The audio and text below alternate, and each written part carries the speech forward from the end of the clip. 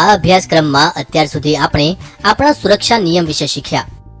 બીજા કોઈનું આપણા ખાનગી અંગોને અડવું, જોવું અથવા તેના વિશે વાત કરવી જરા પણ યોગ્ય નથી, સિવાય કે આપણા શરીરને સાફ અને સ્વસ્થ રાખવા માટે.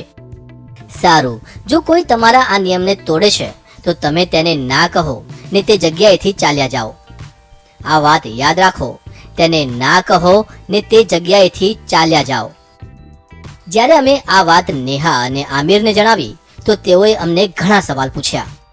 ના કહેવાથી કઈ નહીં થાય ચીસા. ના કહેવામાં જ ભલાઈ છે આમિર, કારણ કે આનાથી સામેવાળી વ્યક્તિને એ ખબર પડી જશે કે તમને ખબર છે કે શું યોગ્ય છે અને શું નહીં.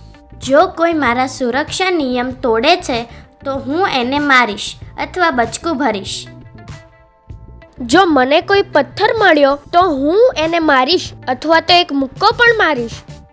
હું તમારી લાગણીઓને સમજુ છું નેહા અને આમિર, પણ મુક્કો મારવો અને દાંતો વડે બચકું ભરવું એ સાચી રીત નથી, કારણ કે તે વ્યક્તિ તમને સામેથી મારી શકે છે અને ઈજા પણ પહોંચાડી શકે છે.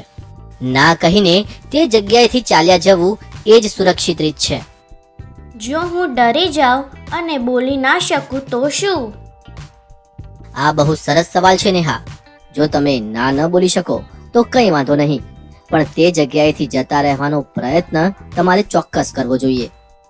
શું હું મદદ માટે બૂમો પાડી શકું? હા, તમે મદદ માટે કોઈને ચોક્કસ બોલાવી શકો છો. આ સારો આઈડિયા છે આમિર. મને ખુશી છે કે તમે આટલા બધા સવાલ પૂછી રહ્યા છો. યાદ રાખજો, જો કોઈ તમારા સુરક્ષા નિયમને તોડે તો તમે તેને ના કહો ને તે જગ્યાએથી ચાલ્યા જાઓ.